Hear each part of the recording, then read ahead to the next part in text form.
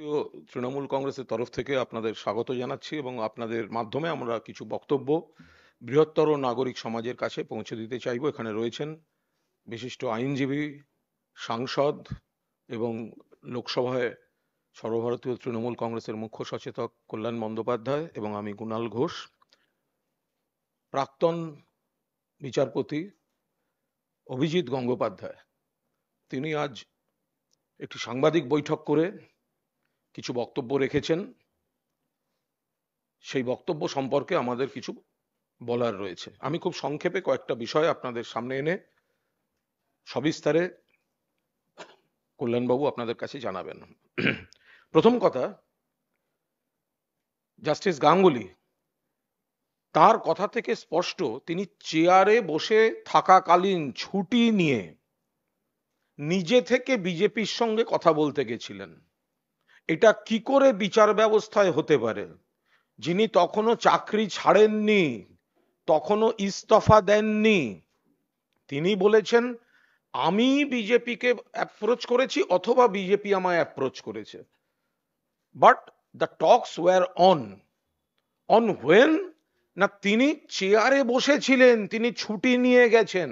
ছুটিটা বড় কথা নয়, অর্থাৎ বিচারপতির চেয়ারে বসে তার সরকার বিরোধী পর্যবেক্ষণ রায়গুলোর পলিটিক্যাল মার্কেটিং করে কেরিয়ার গড়ার জন্য বিজেপির সঙ্গে দরাদরি করতে গিয়েছেন চেয়ারে বসে থেকে।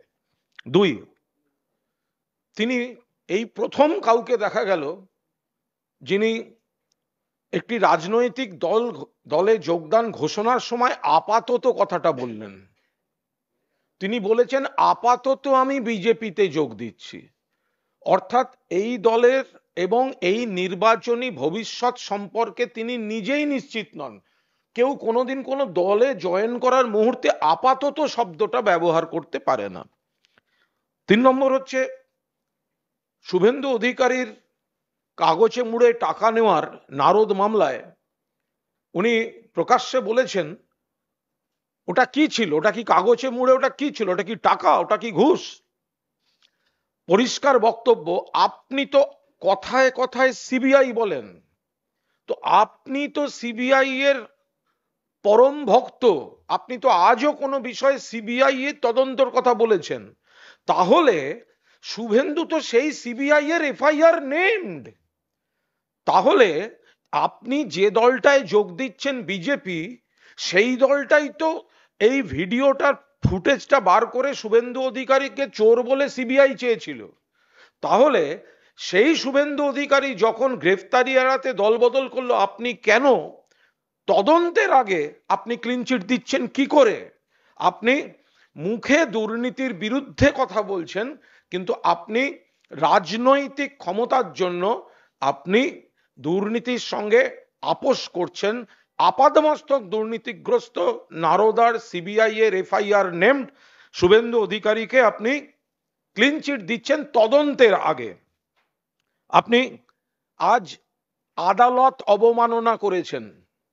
আপনি আমাদের প্রিয় নেতা অভিষেক বন্দ্যোপাধ্যায়, বিশিষ্ট দক্ষ আইনজীবী, বর্ষিয়ান আইনজীবী কল্যাণ বন্দ্যোপাধ্যায়কে যে ভাষায় আক্রমণ করেছেন, সর্বভারতীয় তৃণমূল কংগ্রেসকে যে ভাষায় আক্রমণ করেছেন, পাশাপাশি আপনি বলেছেন যে কিভাবে বিচার করতে হয় আমি দেখিয়ে দিয়ে এসেছি, এখন বাকি বিচারপতিরা ঠিক করবেন যে আমার মডেলে করবেন নাকি 100 বছর আগের পদ্ধতিতে করবেন।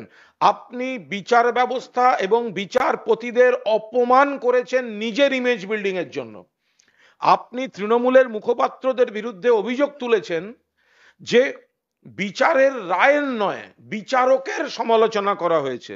আমি আনন্দের সঙ্গে জানাচ্ছি আজকে প্রমাণিত তৃণমূল সঠিক লোককেই আক্রমণ করেছিল। আপনার আজকের প্রেস কনফারেন্স প্রমাণ করে দিচ্ছে যে তৃণমূলের মুখপাত্ররা সঠিক লোককে আক্রমণ করেছিলেন, যার মুখোশের আড়ালে আসল মুখ সিপিএম চিনতে পারেনি, কংগ্রেস চিনতে পারেনি, কিন্তু তৃণমূল কংগ্রেস চিনতে পেরেছিল। আমি অভিজিৎ গঙ্গোপাধ্যায়কে জিজ্ঞাসা করতে চাই, আপনি তো ক্যান্ডিডেট হবেন। অভিজিৎ বাবু, ক্যান্ডিডেট হওয়ার সময় আপনাকে একটা এফিডেভিট দিতে হবে। কল্যাণদা এফিডেভিটের আইনের খুঁটিনাটি সব বলে দিতে পারবেন। সারা ভারতবর্ষে বিজেপির যে সাংসদরা আছেন এবং যারা হবেন তাদের এফিডেভিটের অপরাধের অংশ যদি একজনেরও ক্রিমিনাল লিস্ট থাকে এফিডেভিটে, আপনার সাহস হবে বলার যে আমি এই পার্টির হয়ে ভোটে লড়বো না? এফিডেভিট থেকে প্রমাণিত হয়ে যাবে ভারতীয় জনতা পার্টির কজন প্রার্থীর বিরুদ্ধে ফৌজদারি মামলা আছে, অপরাধের অভিযোগ আছে, যেগুলো বিচারাধীন। তাহলে অভিজিৎ বাবু আপনি শপথ করে বলতে পারবেন, এই চ্যালেঞ্জটা নেবেন যে আপনি এত সততার সার্টিফিকেট যে বিজেপিকে দিয়েছেন, আপনার সঙ্গে যারা ভোটে লড়বেন সারা ভারতবর্ষে, এমনকি সারা পশ্চিমবঙ্গে, তাদের এফিডেভিটে যদি ক্রিমিনাল কেস থাকে তাহলে আপনাকে বলতে হবে আমি লড়বো না, এই বিজেপি দলেও অভিযুক্ত আছে, নানা ধরনের অভিযোগ আছে। এবং আমি শেষ করব এইটা বলে, যে ভাষায় অভিষেককে আক্রমণ করেছেন কল্যাণদা জবাব দেবেন। ভেতরে যদি এত বিষ থাকে কারুর কোনো দলের অবস্থান সম্পর্কে, কোনো রাজনৈতিক প্রতিষ্ঠিত তরুণ তুর্কি নেতা সম্পর্কে, তাহলে তিনি যতদিন বিচার করেছেন তাহলে তার ভেতরের সেই বিষ এবং পক্ষপাতটা তো সেই বিচারে প্রতিফলিত হয়েছে। তাহলে সেই বিচারের কি ভ্যালু ছিল?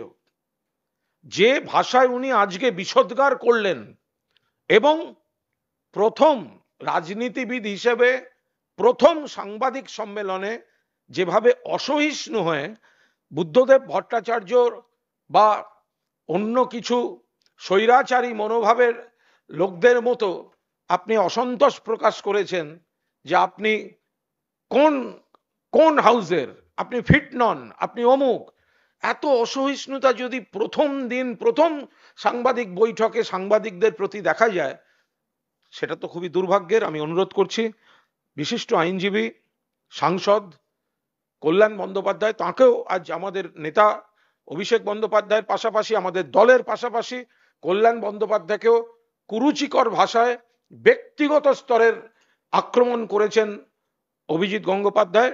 আমি কল্যাণদাকে অনুরোধ করছি বলার জন্য। নমস্কার। দেখুন, আমি অনেক দিন ধরেই বলে আসছি যে প্রাক্তন বিচারপতি অভিজিৎ গঙ্গোপাধ্যায় রাজনৈতিক পক্ষপাত দুষ্ট হয়ে বিচার করছেন এবং সে কথা আজকে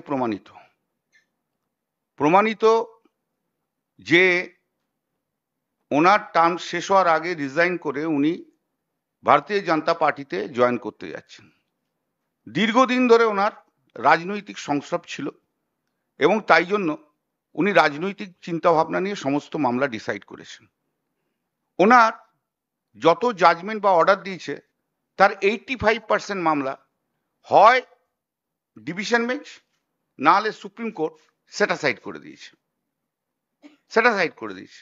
আপনারা দেখাতে পারবেন না যে উনি এই বিচার নিয়োগ দুর্নীতি ছাড়া কোনো মামলায় কোনো জাজমেন্ট দিয়েছে যে জাজমেন্ট রিপোর্টেড জাজমেন্ট হিসেবে হয়েছে। ওনার একটা জাজমেন্ট দেওয়ার, জাজমেন্ট যাকে বলে, অর্ডার নয়, জাজমেন্ট দেওয়ার যোগ্যতাই কোনোদিন ছিল না, যোগ্যতাই নেই। উনি বিচার ব্যবস্থার একটি কলঙ্ক হয়ে গেছিলেন, উনি বিচার ব্যবস্থার কলঙ্ক। উনি যেভাবে রাজনৈতিক উদ্দেশ্য নিয়ে সমস্ত করেছেন তা কোনো বিচার ব্যবস্থা কলঙ্ক। এর আগেও আমি বলেছি, প্রেসেও বলেছি যে উনি কলকাতা হাইকোর্টের ডিগনিটিকে নষ্ট করেছেন। এমন সব প্রেস কনফারেন্স করেছেন তাতে উনি কলকাতা হাইকোর্টের ডিগনিটিকেও নষ্ট করেছে। এই প্রথম বোধহয় কোনো কলকাতা হাইকোর্টের থেকে কোনো মামলাতে অভিজিৎ গঙ্গোপাধ্যায় যে সমস্ত জাজমেন্ট দিয়েছে, হয় চিফ জাস্টিস অফ ইন্ডিয়ার বেঞ্চ তার ঘর থেকে মামলা ট্রান্সফার করেছে, না হলে বিচারপতি অনিরুদ্ধ বোস এবং আরেকজন বিচারপতি ছিল সুপ্রিম কোর্টের, তারা তার ঘর থেকে ম্যাটার ট্রান্সফার করে অন্য কোর্টে চিফ জাস্টিস ক্যালকাটা হাইকোর্টকে বলেছে যে অন্য বেঞ্চ গঠিত করে সেই মামলা শুনানি হোক। তাহলে সুপ্রিম কোর্টও জানে যে উনি কি ধরনের বিচার করেন। উনি বিচার ব্যবস্থার মধ্যে যখন বিচার করছিলেন তখন উনি যাকে তাকে যা ইচ্ছে ভাষায় কথা বলতো। পাড়ার যেমন মস্তান, পাড়ার যেমন রকবাজরা থাকে না, সেই পাড়ার মস্তান পাড়ার রকবাজদের মতো কথা বলতো। বলে এই কলারটা ধরে তুলে নিয়ে আসো, ওই গুন্ডাটাকে ধরে তুলে নিয়ে আসো। উনি জাস্টিস মহেশ্বরী সুপ্রিম কোর্টের জজ, সুপ্রিম কোর্টের জাজের জাস্টিস মহেশ্বরীর বিরুদ্ধে কোর্টের মধ্যে বলেছিলেন, সেগুলো সমস্ত সুপ্রিম কোর্টে কিন্তু প্লেস করা আছে। উনি জাস্টিস মহেশ্বরী রিটায়ার করার পরে উনি বলেছিলেন সিবিআই এর অর্ডার দিচ্ছি ওনাকে অ্যারেস্ট করার জন্য, পরে আবার পিছিয়ে যায়।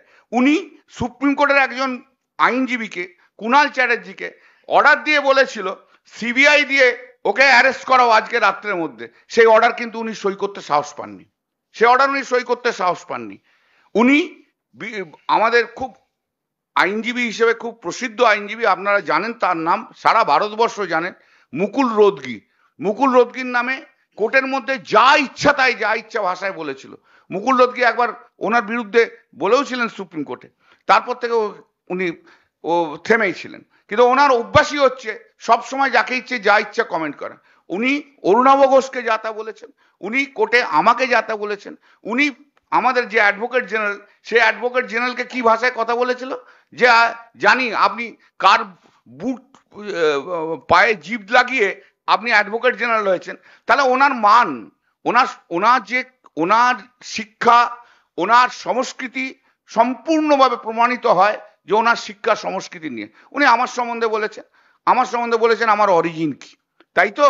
কিন্তু তাহলে তো আমার বাবা মাকে নিয়ে প্রশ্ন তুলছে, আমার ফ্যামিলি নিয়ে প্রশ্ন তুলছে।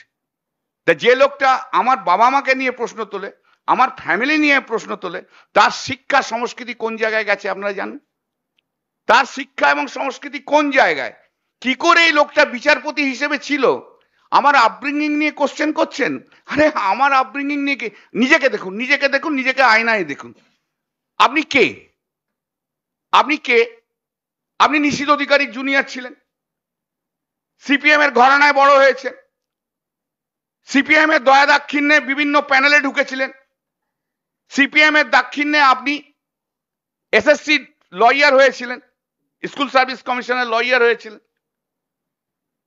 বিকাশ দা আমার বিরোধী দল হতে পারে, কিন্তু বিকাশ দা প্রচুর ওকে সাহায্য করেছে। ও পুরোটাই সিপিএম এর হাত দিয়ে তৈরি, সিপিএম এর দয়া দাক্ষিণ্যে ও তৈরি।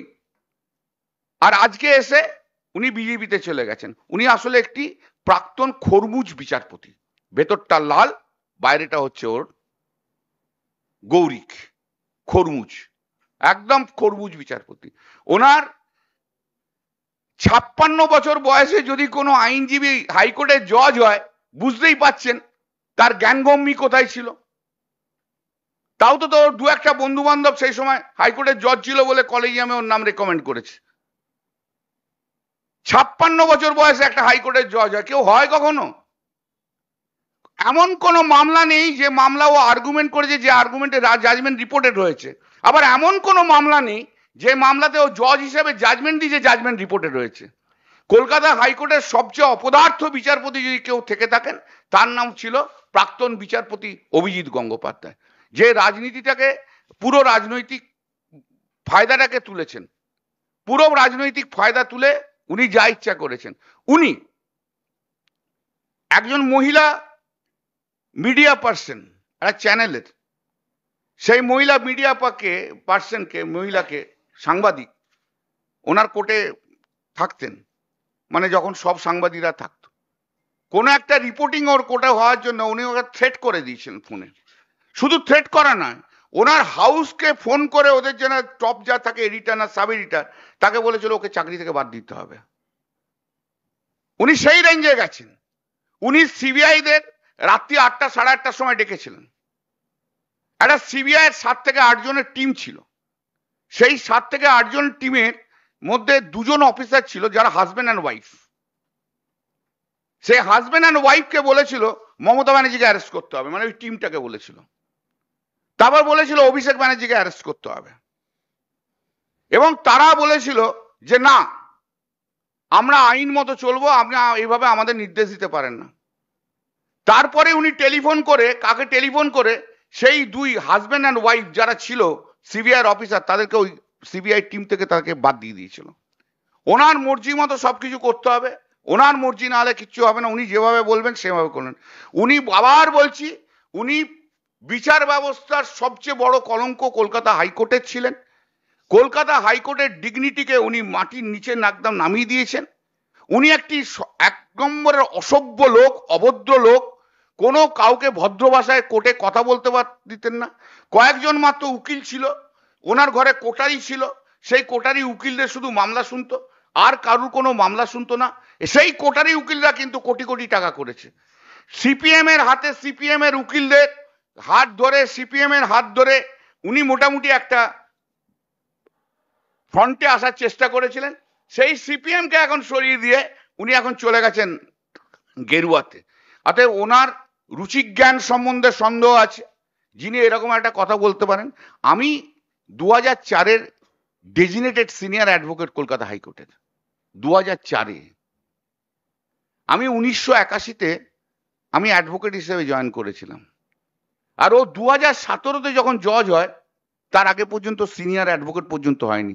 কলকাতা হাইকোর্ট মনে করেনি ওকে যে ও সিনিয়র অ্যাডভোকেট হওয়ার যোগ্য, ওকে সিনিয়র অ্যাডভোকেট ডেজিনেশন পর্যন্ত দেয়নি। তো ও আমার সঙ্গে কি হচ্ছে, আমি ওকে ওপেন চ্যালেঞ্জ জানাচ্ছি, ওপেন চ্যালেঞ্জ, আসুন কোন প্ল্যাটফর্মে চলে আসুন, আইন নিয়ে ডিসকাশন হোক। আপনি একটা সবাইকার সামনে 5 পাতার জাজমেন্ট ডিকটেশন দিয়ে দিন, আর কি সাবজেক্টে জাজমেন্ট হবে সেটা চিফ জাস্টিস ঠিক করে দিক, যে আমি এই সাবজেক্টের উপর একটা জাজমেন্ট দিয়ে দিক, ও বোঝা যাবে ও জজ হিসেবে কত বড় মেটেরিয়াল ছিল। অপদার্থ জজ ছিল, অপদার্থ কিছু হালকা ম্যাটার করেছে, সিবিআই ফিবিআই করে ও ভেবেছিল একটা বিশাল বড় কিছু করেছি। প্রাইমারি টিচার যারা ছিল, তারা প্রাইমারি টিচাররা গত বছর 18 মে না 19 মে, যখন বিচারপতি তালুকদার এবং আরেকজন বিচারপতি দুজন ডিভিশন বেঞ্চে যে প্রাইমারি টিচারদের টার্মিনেশনকে যখন স্টে করে দেওয়া হলো, তখন প্রাইমারি টিচাররা কলকাতা হাইকোর্টে সন্ধ্যে 6:30 পৌনে 7টার সময় সেই প্রাইমারি টিচাররা স্লোগান তুলেছিল, ছিলে তুমি ভগবান হয়ে গেছো শয়তান। আমি সেদিনকে ওদের বলেছিলাম এটা কথা বলো না, কিন্তু আজকে দেখছি সত্যি সত্যি ও শয়তান। He was a devil in the judiciary. He was a black sheep in the judiciary. ওর পরিচয় কেউ কিচ্ছু জানে না, কিন্তু ওকে কেউ কিছু ওই জানে না কোথা থেকে কে কি এসছে, ওই কেউ কিছু জানে না। ওই নিচে করিডোরে যখন প্র্যাকটিস করতো, মাথাটা নিচু করে করে ঘুরে বেড়াতো, হাঁটতে পারতো, কোর্টে বোর্ডে কিছু ছিল না। ওই রাজ্য সরকারের 2-4টে মামলা, মোটর ভেহিকলসের মামলা, এছাড়া মামলা নেই। পিটিশনারদের হয়ে কোনো মামলাই করেনি অজু, কোনো মামলাতে জাজমেন্ট রিপোর্টেড নেই। কিন্তু ওই যে বললাম, সিপিএম এর একদম পায়ে ধরা লোক ছিল, তাই জন্য কিন্তু সব জায়গায় প্যানেলে গেছে, এসএসসিতে গেছে, এবং বড় ইম্পর্টেন্টলি ও তো এত বড় বড় কথা বলছে। ও যখন এসএসসি লয়ার ছিল, 50 থেকে 60 খানা ম্যাটারে, কতগুলো পিটিশনার ছিল তার এক একটাতে আমি জানি না, কনসেন্ট দিয়ে কোর্টে ওদের চাকরি পাইয়ে দিয়েছিল, কোর্টে চাকরি পাইয়ে দিয়েছিল। যখন ধনকর যখন এখানে গভর্নর ছিল, প্রাক্তন গভর্নর ধনকর ছিল, তখন ও টেলিফোনে ধনকরের সঙ্গে কথাবার্তা বলতো।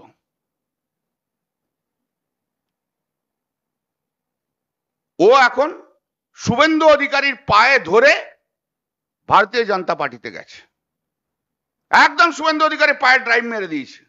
ও নিজের কেরিয়ার তৈরি করার জন্য শুভেন্দু অধিকারী পাটা ধরে নিয়েছে, তাই জন্য ও শুভেন্দু অধিকারীর মধ্যে ভগবান দেখতে পাচ্ছে, ওর মধ্যেই ও ভগবান দেখতে পাচ্ছে। আর শয়তান কি করে ভগবান দেখবে বলুন? শয়তানের চোখে যে ভগবান হয়, সে তাহলে কি হতে পারে আপনারা নিজেরাই বুঝে নিন।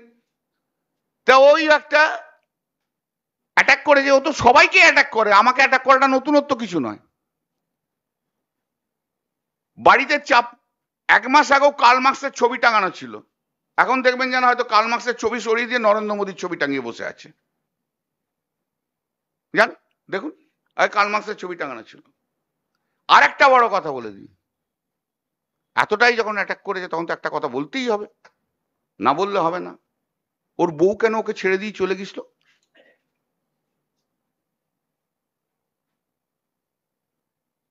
একা একা কেন ঘরে থাকতো?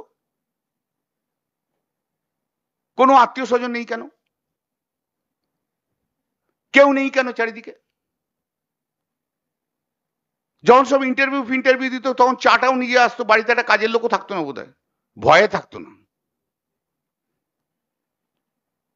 হ্যাঁ, কেন ছিল? সমাজে মেশার মতো স্ট্যান্ডার্ডের উনি মানুষ ছিলেন না, এখনো সমাজের স্ট্যান্ডার্ডে মেশার মতো মানুষ নন উনি। Thank you. আমি একটা সংযোগ করে দিই একটা জরুরি প্রসঙ্গে কল্যাণদা ছুঁয়ে গেছেন, তার সঙ্গে বলে দিই, এই যে আন্দোলনটা চলছে SLST নবম থেকে দ্বাদশ, যাদের মাননীয় মুখ্যমন্ত্রীর নেতৃত্বে রাজ্য সরকার এটা সমাধান করতে আন্তরিকভাবে চেয়েছিলেন। আজকে আপনি আন্দোলনকারীদের জিজ্ঞাসা করুন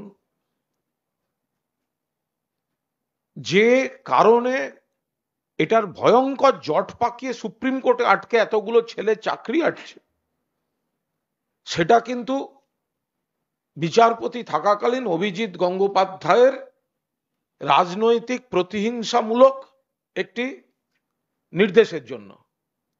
ফলে এই যে ছেলেমেয়েরা আন্দোলন করছে তারাও ক্রমশ বুঝতে পারছেন, একটা ধারণা দেয়া হচ্ছে যে উনি দুর্নীতি ধরছেন ইত্যাদি ইত্যাদি ইত্যাদি, কিন্তু উনি যে এই নিজের রাজনৈতিক ভবিষ্যৎ তৈরির জন্য তৃণমূলের কয়েকজন নেতাকে টার্গেট করে ওনার অর্ডার বা ওনার অবজারভেশন সেটা করতে গিয়ে যদি কোথাও কোনো অন্যায় কেউ করে থাকে উনি নিশ্চিতভাবে ব্যবস্থা নেবেন, কিন্তু সেটাকে অগ্রাধিকার দিতে গিয়ে উনি এমন পেঁচালো শব্দ ব্যবহার করেছেন সুপ্রিম কোর্টে সবার চাকরিটা আটকে গেছে।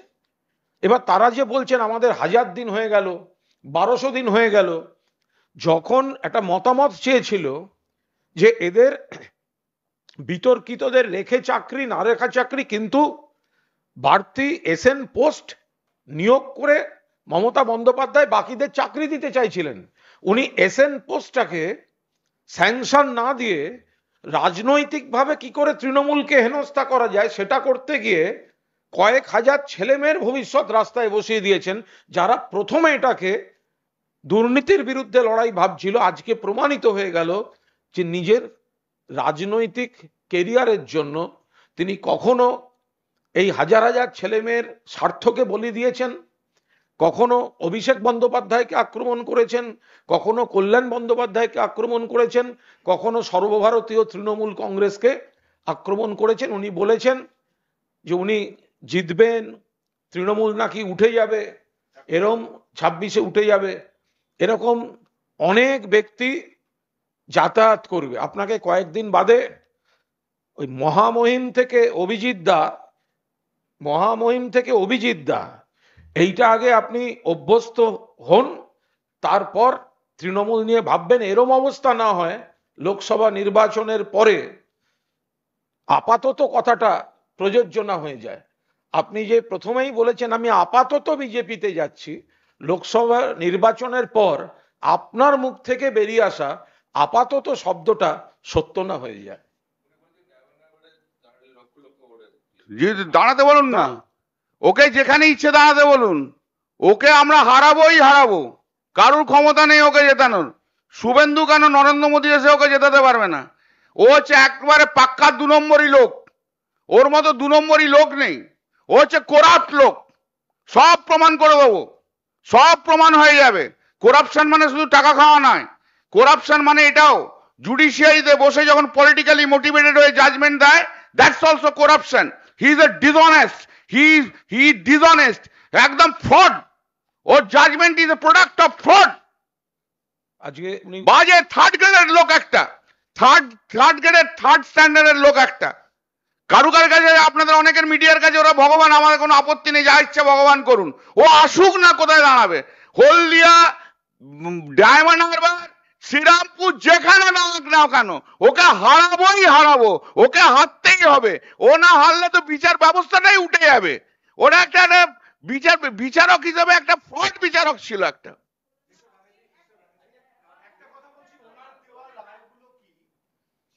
করবার কোনো জায়গা আছে? মানে যেহেতু উনি এখন একটা রাজনৈতিক অবস্থান নিয়েছেন, অর্থাৎ এখন যখন আপনারা বলছেন তাহলে উনি যে রায়গুলো দিয়েছেন যার জেরে বিভিন্ন সেগুলো কি চ্যালেঞ্জ করবার কোনো আইনি প্রভিশন আছে? 85% judgment and order have been set aside. ওনার 85% judgment order high appeal court নাহলে সুপ্রিম কোর্ট সেট অ্যাসাইড করেছে।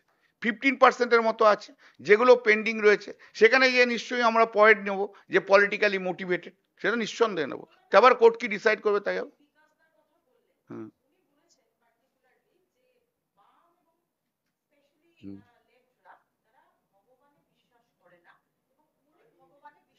কে কবে থেকে করতে আরম্ভ করলো? আরে কবে থেকে করতে আরম্ভ করলো? আগে তো কোর্টে বলতো আমি ভগবানে বিশ্বাস করি না, আবার কবে থেকে বিশ্বাস করলো? বিজেপিতে যাওয়ার পর থেকে। বললাম না, ও যে কি জিনিস সব বুঝতে পারবে। এবার তো আসবে কাছে, দূর থেকে দেখতে তো, দূর থেকে দেখতে অনেক কিছু ভালো লাগে, এবার যখন কাছে আসবে না তখন বুঝতে পারবে কি জিনিস ও। এবার তোমাদেরও গালাগাল দেবে, চিন্তা করার কিছু কারণ নেই। কে ওর মনে করাতে কিছু এসে যায় না তো। ও কে হরিদাস পাল যে ও মনে করলো কি না করলো তাতে কিছু এসে যায়? বাংলার মানুষ ভোট দিয়ে জিতিয়েছে, ওকে ডেমোক্রেসি থেকে বিশ্বাস করে না, তাও করে না। ও তো ডিক্টেটরশিপে বিশ্বাস করে, তাই জন্য তো নরেন্দ্র মোদীর দলে গেছে। ভারতবর্ষে পশ্চিমবাংলার মানুষ এতগুলো লোককে জিতিয়েছে, পশ্চিমবাংলার মানুষ তৃণমূল কংগ্রেসে এতগুলো সাংসদ দিয়েছে, পশ্চিমবাংলার মানুষ মুখ্যমন্ত্রী তৈরি করেছে। ও হরিদাস পাল কে বলার? তৃণমূলে আছে কি না আছে? আরে বললাম না, ভুসি মাল একটা, একবারে ভুসি মাল। দেখতে থাকো দেখতে থাকো, দূর থেকে দেখেছো, বড্ড ভালো লেগেছে, কেউ কিছু বলতে পারতো না, কন্টেন্ট হতো না। এইবারে দেখবে ওর শিক্ষা দীক্ষা রুচি সব একদম পরিষ্কার হয়ে যাবে। এক নম্বরের ভুসি মাল, দু নম্বরই মাল, একদম পুরো দু নম্বরই মাল। কথাই ভালো করে বলতে পারে না। ও ইংরেজিতে বলুক না 1 ঘন্টা কথা, ও 45 মিনিট 1 ঘন্টা ভালো করে স্পিচ দিক না একটা। দেন বলো, দিতে বলো না ওকে। 4 বছর না করে কি বলছো? আমি দেখো না তুমি করবে, আর কিছু করতে পারো না। দেখো এইবার তো কাছে আসবে, একদিন তো দূর থেকে দেখেছো, দূর থেকে দেখেছো। সেই যেমন মা দুর্গাকে মঞ্চে তুলে দেয় না, সেই তো দুর্গা দেখেছো আর কি, বা মাইলট করেছো ভয় খেয়ে। এবার তো কাছে আসবে, তোমাদের কাছের মানুষ হবে না। কিছু কিছু সাংবাদিকের তো বড্ড কাছের মানুষ। তবে হ্যাঁ, দুর্ভাগ্য একটা জিনিস, সত্যি একটু কষ্ট পাচ্ছে বেশ কিছু সাংবাদিকের, কলকাতা হাইকোর্টে কাজ কিন্তু কমে গেল। Mr. Banerjee, Mr. Banerjee, I've got 2 questions. I am just giving in English first. Let me tell. The fact that we have seen previously Justice Ranjan Gogoi joining I'm coming. and also becoming the Rajya Sabha member of Parliament, and now a judge joining BJP. At least he has expressed opinion that he will be joining BJP. Does it indicate the judiciary has been completely compromised with the interference of politics? I can say this much, that the peoples of this country and the lawyers, prudent lawyers, they are losing their confidence on judiciary. And of course, judges. Although all the judges are not responsible for diminishing the stature and of the status of the judiciary, but few persons like Justice Ranjan Gogoi, Justice Satta Shivam, that the present one Justice Gangopadhyay, they have diminished the status and the Indian judiciary itself. It has been started from 2014, when Narendra Modi became the Prime Minister of the country. One after another offer had been given to the ex-CGIs when they were sitting judge. And it is that now people is thinking, all are thinking, their important judgments were subject matter, were consideration of political consideration, and very important matters had been taken. Justice Satta Shivam was made governor. Justice Ranjan Gogoi, after the retirement, has made member of parliament. And now Justice Abhijit Gangopadhyay, when during his tenure, he resigned it. Therefore, of course, now question is coming in our mind. Whenever I am arguing and going to the court and arguing a matter, I am in a double thought whether this judge really can give a justice to us, because he may go to the political party any day. Narendra Modi very calculatedly, very deliberately had made this entire all organization political. He is trying to do it. He has politicized CBI. He has politicized ED. He has been trying to politicize also the judiciary. And for that reason, few judges have been brought into the politics. Mr. Arun Jaitley, when he was the leader of the Lok Sabha, Rajya Sabha, leader, opposition leader of the Rajya Sabha, he has said very categorically, I can remember that his words.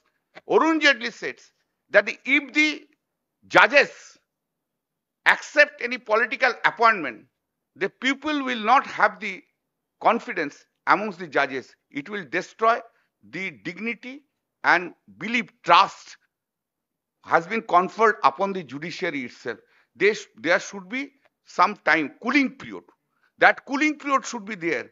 Must at least few years should be a cooling period. But these are the judges. They have been politically, they have achieved so many things. That is the reason they are in a hurry to go into the politics. So today he said that I have approached BJP. BJP has also approached me. He has resigned just yesterday. So if a sitting judge has been approached by BJP, therefore he was a political corrupt judge in the judiciary. Political corrupt judge in the judiciary. Exactly, that is the reason he was a political. He has said 3 months, but I have said it before 8 months that he will be resigning. He will be resigning from the post just before Lok Sabha election. I have discussed these things amongst the lawyers of the Calcutta High Court on so many times. Everyone, and one, I just tell you, today I am telling you, I said it to one of my junior in the month of April 2023. And he made one Facebook posting in April 2023. In that time, in the Facebook, he posted that one of the member of the Calcutta High Court legal fraternity was going to be a member of the Rajya Sabha. He has said that. Without naming him, without giving. Today it has been proved. Instead of Lok Sabha, Rajya Sabha, he is going to contest. It is not today's. It will find from April 2023, and this Facebook posting was done by Shri Suman Sengupta advocate. Just see. And that possibly, if I am right, that was a Friday. উনি মহিলাদের সম্মান ইত্যাদি নিয়ে অভিজিৎ বাবু আরেকটা কথা আমি বলে দিই, আরেকটা কথা বলে দিই, বলতে বলতে আমি চলে গেছিলাম, সরি। জানেন, একজন মুসলিম পিটিশনার দাঁড়িয়ে আছে, কোর্টে ঢুকেছে, তাকে বলেছে এটা কি মসজিদ নাকি? দাড়ি ফাড়ি নিয়ে এখানে কোর্টের মধ্যে ঢুকে গেছেন, বেরোন কোর্ট থেকে। একজন হেডমাস্টারকে ডেকেছিল, সেই মামলাটা আমি পরে অ্যাপিল করে স্টে করেছিলাম। তার চাকরি ওখান থেকে তাকে ডিমোট করেছিল, করবে বেরো, কোর্ট থেকে বেরো, কোর্ট থেকে বেরিয়ে যাও। এই সমস্ত অসভ্যতা করত। দিনের পর দিন একটা লোক কিভাবে কলকাতা হাইকোর্টে অসভ্যতা করেছে, যারা লয়ার আছে তারা দেখেছে। একটা অসভ্য থার্ড গ্রেডের লোক, একটা কি করে লোকটা জজ হলো, কি করে লোকটা জজ হলো? আমার মনে হয় ওর একটা মেন্টাল ট্রিটমেন্ট হওয়ার দরকার আছে। ওকে একটা মানসিক হসপিটালে ওর একটা ট্রিটমেন্ট হওয়া উচিত। ও সত্যি সত্যি স্ট্যান্ডার্ডের আছে কিনা একটা বড় নিউট্রাল মেডিকেল সেন্টারে নিয়ে ওকে আগে চেক আপ হোক। ও যদি হিম্মত থাকে ওই চ্যালেঞ্জটাই ও গ্রহণ করুক, যে ও পাগল না ঠিক আছে নর্মাল ম্যান, ওটাকে দেখতে হবে। কিন্তু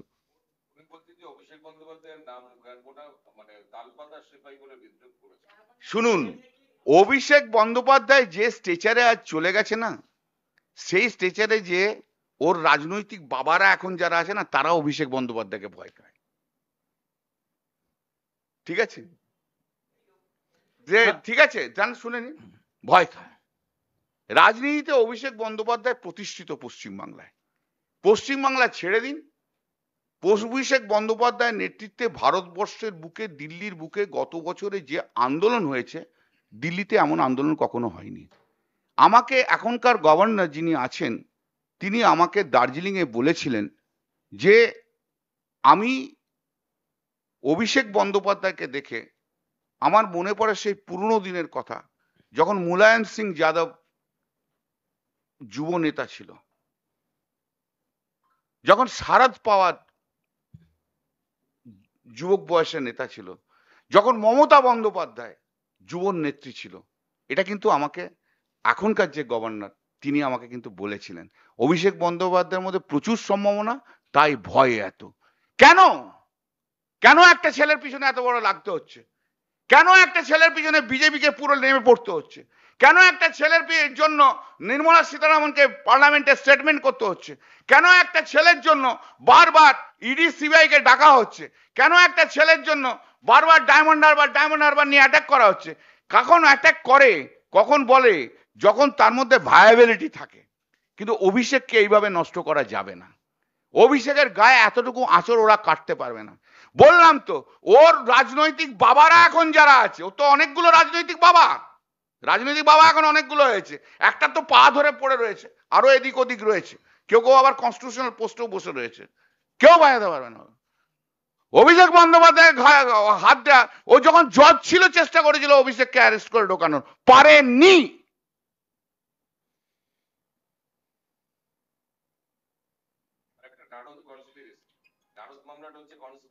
কিসের কনস্পিরেসি? কেন ওখানে শুভেন্দু আছে বলে? মানে কত বড় 2 নম্বরই লোক বলো, এর চেয়ে 2 নম্বরই লোক কিছু নেই। ওসব করাপশন না, ও নিজেই করাপ্টেড। আমি তো বলছি, জানি না এখন শুভেন্দুর কাছ থেকে কত টাকা খেয়েছো। আর একটা হচ্ছে যে এটা তো বিজেপি এনেছিল। আজকে উনি যে নারদটা নিয়ে হঠাৎ ক্লিন চিট দিতে নেমেছেন শুভেন্দু অধিকারীকে, আর ওনারই তো প্রিয় সিবিআই, উনি তো কথায় কথায় সিবিআই ডাকেন, সিবিআই দেন। তো এখন সেই সিবিআই এর এফআইআর নেমড হচ্ছে শুভেন্দু অধিকারী।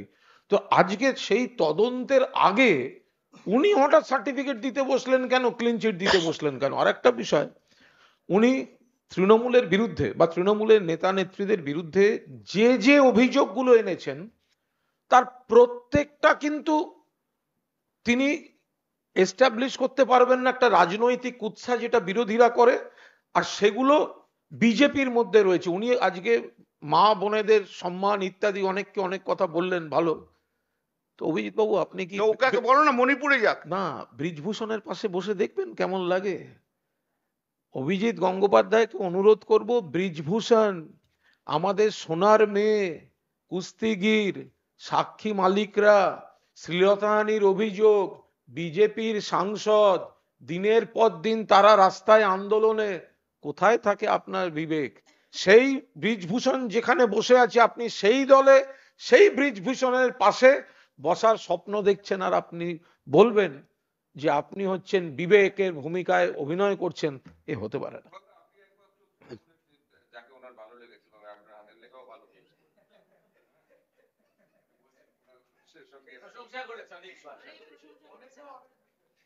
না, এটা দুটো একদম আলাদা বিষয়। আমাদের একটি মিডিয়া হাউসেরই অনুষ্ঠানে ঘটনাচক্রে ওনার আমার সঙ্গে আলাপ হয়, এটা আমি ক্লিয়ার করে দিই। সেটা একটি মিডিয়া অনুষ্ঠানের ছিল, আলাপ হয়। উনি খুব রসিকতা করে আমার সঙ্গে সুন্দর করে কথা বলেন, আমিও কথা বলি, এবং সৌজন্য দেখিয়ে উনি বলেছিলেন এরপরে কখনো হাইকোর্টে এলে আপনি আমার মানে জানাবেন।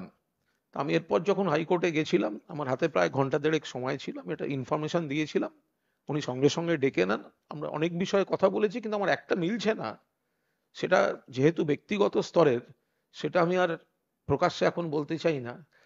আমি এইটুকু অবাক হয়ে যাচ্ছি যে উনি তো অভিষেকের গুণমুগ্ধ ছিলেন, তাহলে হঠাৎ উনি কি করে অভিষেককে এত আক্রমণ করছেন? এর পেছনে কি রহস্য আছে আমি এটাই বুঝতে পারছি না।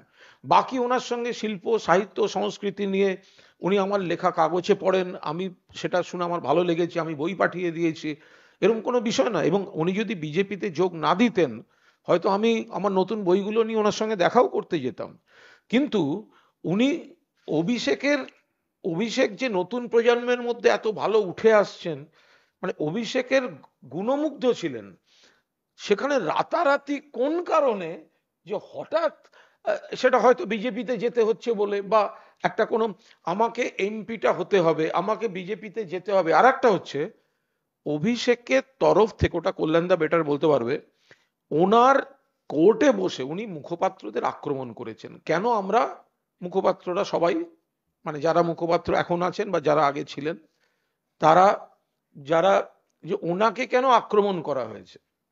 কিন্তু বিষয়টা হচ্ছে উনি কখনো ওনাকে তো বারবার বলা হয়েছে উনি কোনো মামলা করছেন, মামলার রায় দেবেন ইত্যাদি। উনি তো উদ্দেশ্য প্রণোদিতভাবে আমাদের পার্টি, আমাদের নেতা, আমাদের নেত্রী এই জড়িয়ে বারবার বারবার এই কথাগুলো বলেছেন।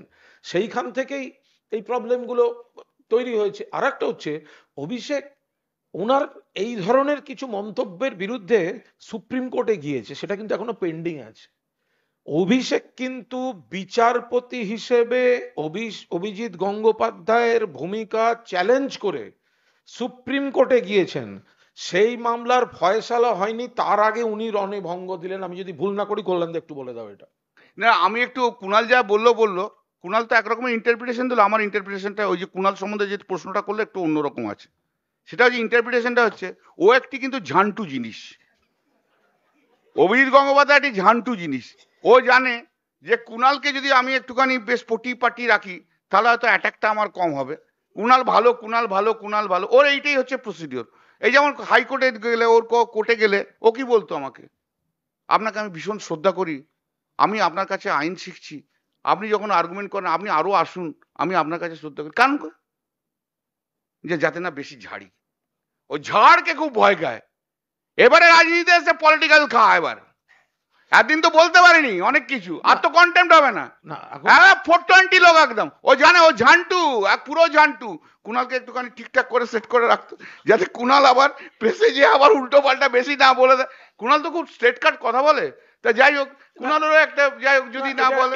এটা এখন একটা পরিষ্কার কথা যে একটা ব্যক্তিগত যোগাযোগ পরিচয় এটা আলাদা, কিন্তু কেউ যদি আমার যেটা অস্তিত্ব, আমার যেটা পরিবার, সর্বভারতীয় তৃণমূল কংগ্রেস, আমার নেত্রী মমতা বন্দ্যোপাধ্যায়, আমার নেতা অভিষেক বন্দ্যোপাধ্যায়, আমার দাদা কল্যাণ বন্দ্যোপাধ্যায়, তাকে যদি কেউ রাজনৈতিক মঞ্চ থেকে আক্রমণ করে, ব্যক্তি আক্রমণ করে, কুৎসা করে, তখন আমি নিশ্চিতভাবে তাকে সমান ভাষাতেই আমি সেটা ফেরত দেব।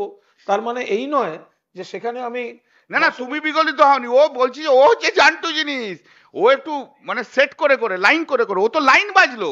ও সিপিএম এর সঙ্গে লাইন করে, যে লাইন করে ব্রিফ পেয়েছে, ও সিপিএম এর সঙ্গে লাইন করে, যে লাইন করে প্যানেলে ঢুকেছে, এসএসসির প্যানেলে ঢুকেছে, ও পুরোটাই লাইন। আমরা আরেকটা বলি, সবই বলা হলো, সিপিএম আর কংগ্রেস এবার বলুক এতদিন কাকে নিয়ে নাচছিল।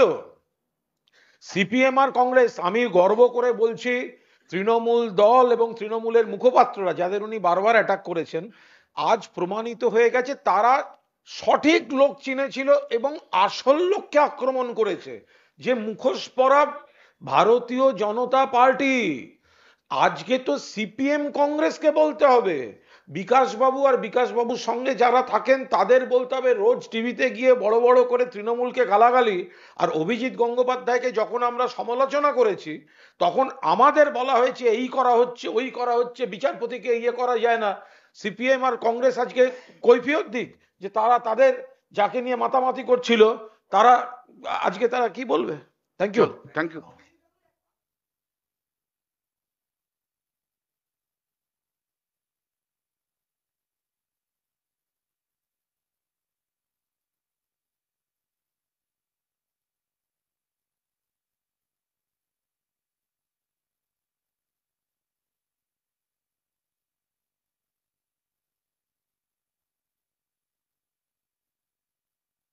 হ্যালো।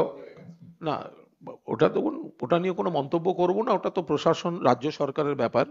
আর কোর্টের ব্যাপার হচ্ছে, কোর্টের বিভিন্ন স্তর থাকে, কোনো একটা জায়গায় রায় হয়েছে, আইনে অবকাশ আছে যে তার ঊর্ধ্বতর যে আদালত সেখানে যাওয়ার, এগুলো সরকার প্রশাসন দেখছে, এক্ষুনি এই নিয়ে কোনো মন্তব্য নেই।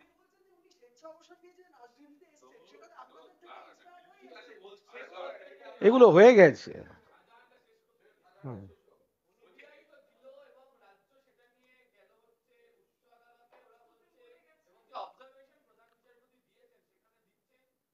পুলিশের এত অতিরিক্ত ইচ্ছা কেন, কেন তদন্ত করতে চাইলো, ডেডলি ওয়েপন নিয়ে পরিকল্পনা করে মারধর করা হয়েছে, এগুলো উল্লেখ করা হয়েছে।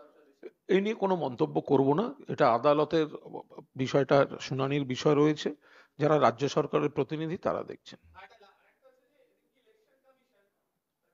বক্তব্যে বলছেন এবার থেকে জেলাতেও ইডি এবং কেন্দ্রীয় গোয়েন্দা ইলেকশনের কাজে তারা ইনভলভ থাকবে, নজরদারি করবে।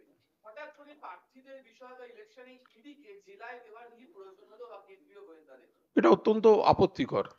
তার কারণ হচ্ছে ইলেকশনটা ইলেকশন কমিশন করবে। যেভাবে কেন্দ্রীয় সরকার এজেন্সিকে বিরোধী দলকে দমন পীড়নের জন্য রাজনৈতিক উদ্দেশ্য প্রণোদিতভাবে ব্যবহার করছে, সিবিআই, ইডি, এনআইএ ইত্যাদি, নির্বাচনে সেখানে যদি এজেন্সিকে ব্যবহার করা হয় নির্বাচন কমিশনের কাজে, কেন সেটা মানে কোন কারণে, কিসের জন্য?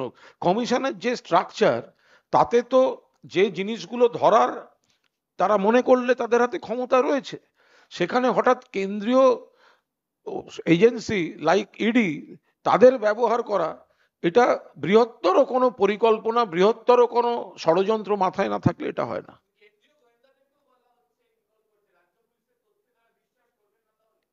দেখুন, যেটাই হোক, কেন্দ্রের নির্বাচন কমিশন, কেন্দ্রীয় বাহিনী, সবকিছু 8 দফায় ভোট, সবকিছু করেও বাংলার বুকে 2021 সালে ভারতীয় জনতা পার্টিকে হারতে হয়েছে। ওনারা হয়তো আরো বেশি করে ঝাঁপিয়ে পড়তে চান, কারণ জনগণের সমর্থনটা তৃণমূলের সঙ্গে।